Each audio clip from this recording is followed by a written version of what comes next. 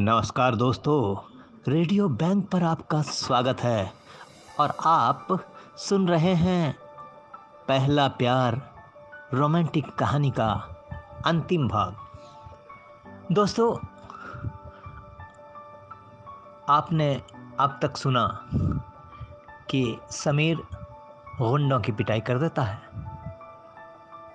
जो मुझे छेड़ रहे थे और फिर हम क्लब से बाहर आ जाते हैं। हम अपनी गाड़ी की ओर बढ़ ही रहे थे कि तभी उन गुंडों में से एक गोली चला देता है जो समीर के सीने में लगती है और वो निढाल होके वहीं गिर जाता है। अब आगे समीर का सिर मैंने अपनी गोद में रखा हुआ था और उसे उठाने की तमाम कोशिश कर रही थी, लेकिन वो नहीं उठ रहा था। तभी शोर सुन के कई लोग वहां इकट्ठा हो गए। किसी ने पुलिस को कॉल किया तो किसी ने एम्बुलेंस को, और मैं बस लगातार रोए जा रही थी और कोशिश कर रही थी कि समीर अपनी आंखें खोल ले, जैसे मैं हमेशा उसको जगा देती थी। हालांकि मुझे ये भी पता था कि वो शायद अब उठना भी चाहे तो भी नहीं उठ पाएगा। आखिर एम्बुलेंस आ गई और उन्होंने आकाश को जैसे ही उठाया, मेरा हाल रो रो के बुरा हो गया। मैं भी उसके साथ ही बैठ गई। मैं बार बार ड्राइवर से कह रही थी, भैया जल्दी चलो भैया। आखिरकार हम हॉस्पिटल पहुंचे। हमारे साथ पुलिस भी वहां पहुंच गई। जल्दी से समीर को स्ट्रक्चर पर रख के ओटी में ले जाएगा। मुझे बाहर ही रोक लिया गया। न चाहते हुए भी मुझे वहां बैठना पड़ा।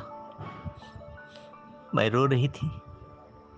तभी एक नर्स मेरे पास फॉर्म लेके आई और फिर मुझसे बोली, मैडम फॉर्म भर दीजिए ताकि हम जल्दी से ऑपरेशन कर सकें। मैंने जल्दी में फॉर्म भरा और उसे दे दिया। फॉर्म लेके उसने मेरी तरफ हल्के से हंसते हुए देखा और फिर मेरे सर पर हाथ रख के कहा, सब ठीक हो जाएगा बेटा। ऐसा बोल के वो चली गई। ऐसा शायद इसलिए था क्योंकि मैंने रिलेशन वाले कॉलम में लिखा था, जिंदगी सच है। जिंदगी ही तो था वो मेरी। तभी तो आज उसने अपनी जिंदगी मेरी इज्जत बचाने के लिए दांव पे लगा दी। तभी पुलिस वहां आ गई और मुझसे पूछताछ करने लगी। मेरा नाम, पापा का नाम मैंने बताया कि मेरा नाम सिमरन है और पापा का नाम तेजपाल अग्रवाल। वे बोले, अरे आप अग्रवाल साहब की बेटी हैं। जैसे कि मैंने पहले भी बताया था कि मेरे पापा बहुत ही बड़े वेल नोन बिजनेसमैन थे। खैर, पुलिस और मुस्तैद हो गई। मुझसे सब कुछ पूछकर बाद के लोगों से भी पूछना शुरू कर दिया। पापा, मम्मी और भाई को भी खबर लग गई थी। कुछ देर बाद भाई भी हॉस्पिटल आ गया। भाई आते ही मैं लिपट कर रोने लगी। भाई बोला, तू ठीक तो है ना बहन? न्यूज मिलते ही तुझे कितने कॉल किए, तूने पिक ही नहीं किए। खैर कोई बात नहीं, अब मैं आ गया हूं तो तू अब परवाह मत कर। समीर कैसा है? मैंने कहा, भाई पता नहीं। अभी तक तो वो ओटी में ही है। भगवान करे जल्दी ठीक हो जाए। अब उससे कभी बाहर जाने की जिद नहीं करूंगी। उसकी सारी बात मानूंगी। भाई ने मुझे दिलासा दिया। तू चिंता मत कर, जिन लोगों ने ये किया है उन लोगों को मैं छोड़ूंगा नहीं। तू बस शांत रह। अभी कुछ देर में मॉम डैड आते होंगे और फिर मैंने समीर के मॉम डैड को भी कॉल किया, वो भी कुछ घंटे में यहाँ पहुँच जाएंगे। तभी मॉम डैड भी वहाँ आ गए। उन्होंने भी मुझे दिलासा दिया कि समीर ठीक हो जाएगा। मैं अभी डॉक्टर से बात करके आया हूँ, जरूरत पड़ी तो बाहर से डॉक्टर बुला लेंगे, आप चिंता मत करो। और उन लोगों को भी जल्द से जल्द पकड़ लिया जाएगा। अभी मेरी कमिश्नर से भी बात हुई है। लगभग 1 घंटा हो चुका था, तभी पुलिस हमारे पास आई और बताया कि चारों आरोपियों को पकड़ा जा चुका है और बाहर के लोगों और कैमरा से उनका मिलन भी करा लिया गया है। तभी अचानक से ओटी की गैलरी में हलचल बढ़ी। मैंने गौर से देखा, सामने से कुछ लोग आ रहे थे, करीब 15-20 होंगे। कुछ औरत तो कुछ मर्द, सभी मर्द लंबे चौड़े, कुछ की बड़ी बड़ी मूछें भी थी, और औरत सभी बैस एक राजपूत पोशाक में थी। सब लोग बड़े ही रॉयल लुक में थे। मैं समझ गई ये समीर के घर वाले ही हैं। तभी वो लोग हमारे पास आए और उन्हें से एक बोली, कहाँ है मेरा बेटा, कैसा है वो? मैं समझ गई ये समीर की मम्मी है। खैर, उसका जवाब देने से पहले एक आदमी जो शायद समीर के पापा होंगे, गुस्से में बोले, कौन लोग थे वो? पुलिस ने पकड़ा कि नहीं?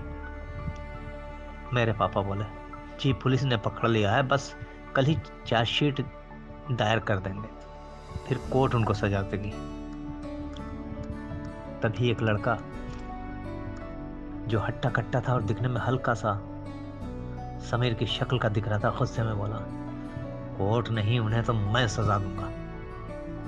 मेरे भाई को हाथ कैसे लगाया उन्होंने? और तू ही है ना वो लड़की जिसको बचाने के लिए मेरे भाई का ये हाल हुआ? अरे क्या जरूरत आ रही थी इतनी रात में बाहर जाने की? मेरा भाई तो सीधा है। लड़की का अपमान होते हुए नहीं देख सकता। आज तेरी वजह से मेरे भाई की ये हालत हो गई है। देख। मैं खामोश खड़ी रही, क्योंकि शायद वो जो कह रहे थे सही भी था। उस वक्त मैं समीर को क्लब जाने को ना कहती तो शायद ये नहीं होता। उस वक्त अगर मैं नशे में समीर के ऊपर वाइन न गिराती तो शायद ये नहीं होता। और उस वक्त जब समीर उनसे लड़ रहा था और मैं उसे रोक लेती तो शायद ये नहीं होता। लेकिन मैंने कुछ नहीं किया और ये हो गया। तभी उनके पापा बोले, शांत हो जा बेटा, अभी माहौल गुस्सा करने का नहीं है। औरत की इज्जत अगर हम मर्द नहीं करेंगे तो और कौन करेगा?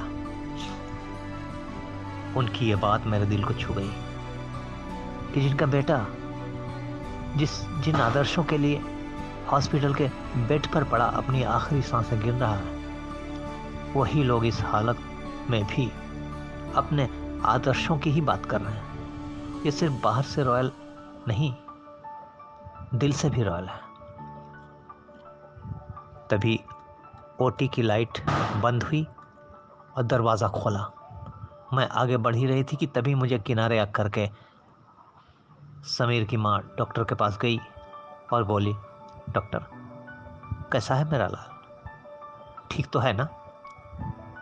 डॉक्टर ने मेरी तरफ देखा और बोला, ये कौन है? मैंने कहा, ये उनकी माँ है। खैर आप बताइए ना, कैसा है वो? डॉक्टर बोला, देखिए गोली सीधा दिल के पास जाके लगी है। हालांकि अभी हमने गोली निकाल दी है, पर खतरा अभी भी टला नहीं है। 24 घंटों में ऑब्जर्व करने के बाद ही कुछ कह पाएंगे। आकाश के हाँ। तो फिर समीर ने कहा, समीर के पापा हम लोगों से कहा कि डॉक्टर हम उससे मिल सकते हैं क्या? डॉक्टर ने कहा, जी अभी नहीं, बेहतर होगा अभी उसे कोई डिस्टर्ब ना करें। आपको देखना है तो बाहर से देख लीजिए, फिर उसे ओटी से आईसीयू में ले जाएगा। पता नहीं क्यों मेरी हिम्मत नहीं हो रही थी कि मैं उसके पास भी जाऊं, क्योंकि अब शायद मैं खुद को उसकी इस हालत का जिम्मेदार मान रही थी। मुझ पर आत्मग्लानि का भाव आ चुका था। खैर, उसे स्ट्रेचर पर ले जा रहा था और सब लोग रो रहे थे, पर शायद मैं सबसे ज्यादा रो रही थी। रात के करीब 3 बजे थे। पापा मेरे पास आए और बोले, बेटा काफी रात हो गई है, वैसे भी समीर को शिफ्ट कर दिया है, और एक काम करो, तुम भाई के साथ घर चले जाओ। वैसे भी मैं और मम्मा तो हैं ही यहाँ पे, तुम सुबह आ जाना। मैंने कहा, नहीं पापा, मैं रुकूंगी। पापा बोले, पर बेटा। मैंने कहा, प्लीज पापा, डोंट फोर्स मी। फिर पापा कुछ नहीं बोले और मैं उनसे थोड़ा दूर हट के वहां आ गई जहां पर समीर की माँ बैठी थी, अकेली गुमसुम। और हो भी क्यों ना, जिनके जवान बेटे को गोली लगी हो वो तो चुप ही हो जाएगी ना।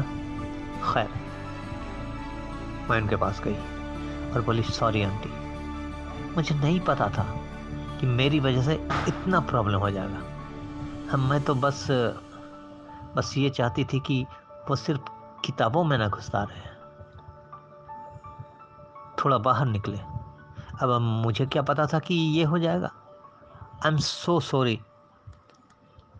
वो कुछ देर चुप रही और फिर बोली, होनी को कौन टाल सकता है बेटा। वो चुप थी और मैं भी। तभी उन्होंने मेरे सिर को अपने कंधे पर रख लिया और सिर पर हाथ फेरने लगी और बोली, बहुत प्यारी हो तुम। समीर ने तुम्हारे बारे में बताया था, तभी मैं तुम्हें देखते ही समझ गई थी कि तुम ही सिमरन हो, अपने नाम जैसा ही सुंदर। क्या समीर ने आपको मेरे बारे में बताया था? हाँ, सबके बारे में, लेकिन सबसे ज्यादा तुम्हारे बारे में। मैं थोड़ी खुश तो हुई, लेकिन अभी ये माहौल नहीं था कि मैं खुल के हंस सकूं, तो चुपचाप मन ही मन इस खुशी को दबा दी। मैंने फिर पूछा, आंटी आप तो इतने रिच और रॉयल लग रहे हैं, फिर समीर इतना सिंपल कैसे रह लेता है? उसने तो कभी यहाँ पता भी नहीं चलने दिया कि वो इतना रॉयल फैमिली से है। वो बोली कि बेटा वो बचपन से ऐसे ही है, उसे कभी इन चीजों का शौक रहा ही नहीं, उल्टा अपने पापा से ही लड़ने लगता कि आप तो इतने बड़े जमींदार खानदान के हैं, तो क्या आपने समाज के दबे कुछ लोगों के लिए कुछ किया? वो कहता है कि राजपूत का मतलब सिर्फ नाम से ही नहीं, काम से भी होना चाहिए। समाज के हर निचले से निचले वर्ग को उठा के ऊपर उठना ही राजपूत का फर्ज है। तभी तो आईएएस बनना चाहता था मेरा बेटा, पर पता नहीं। अब मैंने उनका मुंह पे हाथ रख दिया, नहीं आंटी प्लीज ऐसा मत बोलो। वो मेरी तरफ हल्की सी हंसी, फिर उठकर चली गई। तुम कितने अच्छे हो समीर, सच में तुम सबके बारे में कितना सोचते हो, और एक मैं हूं, कभी खुद से आगे किसी को नहीं गिना। मैं तो तुम्हारे लायक ही नहीं हूं। बिल्कुल नहीं।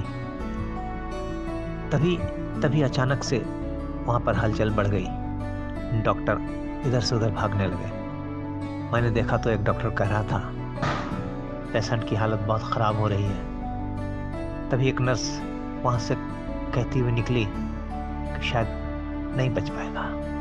तभी दूसरी नर्स उसको डांटती हुई बोली, घर वाले यही हैं अभी। सब लोग डर गए। तभी समीर को वहां से ले जाया जा रहा था। वो बेसुध पड़ा था और मैं उसे शायद आखिरी बार जिंदा देख रही थी। जी तो चाहा कि उससे लिपट जाऊं और खूब रहूं, लेकिन सब लोग वहां थे, इसलिए हिम्मत नहीं हो रही थी। 5 साल बाद फोन रिंग करता है। इधर से जाओ, जब कॉल पिक होता है, हेलो हेलो, हाँ जी कलेक्टर साहिबा, मैं तिवारी बोल रहा हूँ, होम मिनिस्टर का पीए। मंत्री जी याद कर रहे हैं आपको, लीजिए बात करिए। जय हिंद। जय हिंद सर। हाँ जय हिंद। भाई पिछले महीने जो दुर्गा बस्ती को आपने शराब के ठेकों से आज़ाद करा दिया, ठेके वाले ने तो शिकायत डाल दिया आपके खिलाफ। कोई बात नहीं मंत्री जी, इन छोटी मोटी शिकायतों से मैं वो काम नहीं रोकने वाली जो मैंने इन गरीबों के लिए शुरू किया। खैर आप अपनी जांच करा सकते हैं। उधर से हंसते हुए चलिए आप नहीं मानेंगे, खैर आइए यहाँ पर, थोड़ी चाय पर ही बात हो जाएगी। जांच तो क्या होगी, मैंने कहा जी जल्द मिलती हूँ सर, जय हिंद। घड़ी में 5 बज गए थे। तभी उसने अपना मोबाइल फोन अनलॉक किया। उसका वॉलपेपर जो था वो वही शख्स था जिसे वो 5 साल पहले मिली थी। उसने उसको फिर जी भर के देखा और फोन लॉक कर दिया। तभी ड्राइवर आया और बोला, मैम चलने का टाइम हो गया है। हाँ हाँ चलो आती हूँ मैं। बोर्ड के बाहर जाने को ही थी, तभी उस मोबाइल पर कॉल आया। हाँ जी कलेक्टर साहिबा, कहाँ तक पहुंची? आज भी घर आने का विचार है कि नहीं, कि मैं वापस चला जाऊं? मैंने बोला आ तो रही हूँ बाबा, कितना काम होता है कलेक्टर को, तुम्हें क्या पता। हंसते हुए उधर से आवाज़ है, हाँ हाँ सही है, हम तो चपरासी हैं, हमें तो कुछ काम ही नहीं है, सिर्फ डीएम ऑफिस झाड़ू मारने जाते और फिर आ जाते, क्यों है ना। मैंने कहा अच्छा बाबा गुस्सा मत हो, आ रही हूँ। और रुको भाई का काम, भाई का कॉल आ रहा है। हाँ हाँ भाई बोलो क्या हुआ। अरे कहाँ है बहन, चली कि नहीं? तुझे मालूम नहीं कि जीजू भी घर पहुंच गए हैं? मॉम डैड सब वेट कर रहे हैं, कम से कम अपनी वेडिंग एनिवर्सरी पर टाइम पे आ जाओ। मैं हंसते हुए बोली, चलो चलो आती हूँ 5 मिनट, ओके बाय। आखिर गाड़ी घर पहुंचती है। मुझ में इतना भी सब्र नहीं था कि ड्राइवर के डोर खोलने का वेट करती मैं फट से मैंने डोर खोला और जाके डोरबेल बजाई। गेट खुला। क्या बात है कलेक्टर साहिबा, इस कॉटन की साड़ी में आप और ज्यादा खूबसूरत लग रही हो। मैंने हंसते हुए कहा, आप भी कुछ कम नहीं लग रहे हैं कलेक्टर साहब। कब पहुंची लखनऊ एक्सप्रेस? बस आपसे थोड़ी देर पहले। हमने एक दूसरे को गले लगा लिया। तभी उधर से आवाज आई, अरे जल्दी आओ यार, केक काटना है। आखिरकार केक काटते हुए राकेश ने सॉन्ग चला दिया था और फिर सब चिल्लाकर बोले हैप्पी वेडिंग एनिवर्सरी, और केक पर लिखा था समीर सिमरन। फिर सब लोग डांस करने लगे। गाने के बोल। तू मेरा हुक्म का इक्का, तू ही मेरी क्रिकेट का छक्का, मैं अलादीन तू मेरा जिन्न, मैं अधूरा तेरे बिन। तू मेरी बोली का सिक्का, तू ही दिलदार मेरा पक्का, तू अलादीन मैं तेरा जिन्न, मैं अधूरा तेरे बिन। मैं किसी से कम नहीं तूने सिखाया, जीने का नुस्खा यही तूने बताया। नाच मेरी जान हो के मगन तू, छोड़ के सारे किंतु परंतु। मार छलांगे छूले गगन तू, छोड़ के सारे किंतु परंतु। नाच मेरी जान हो के मगन तू, छोड़ के सारे किंतु परंतु। कहानी यहीं ख़त्म होती है। बहुत बहुत धन्यवाद, बहुत बहुत धन्यवाद, बहुत बहुत धन्यवाद। आप रेडियो बैंक को सब्सक्राइब करें और दोस्तों के साथ शेयर करें। आप मेरी कहानियाँ सबसे पहले सुन सकते हैं रेडियो बैंक पर। बेल आइकन को दबाना कभी मत भूलिएगा।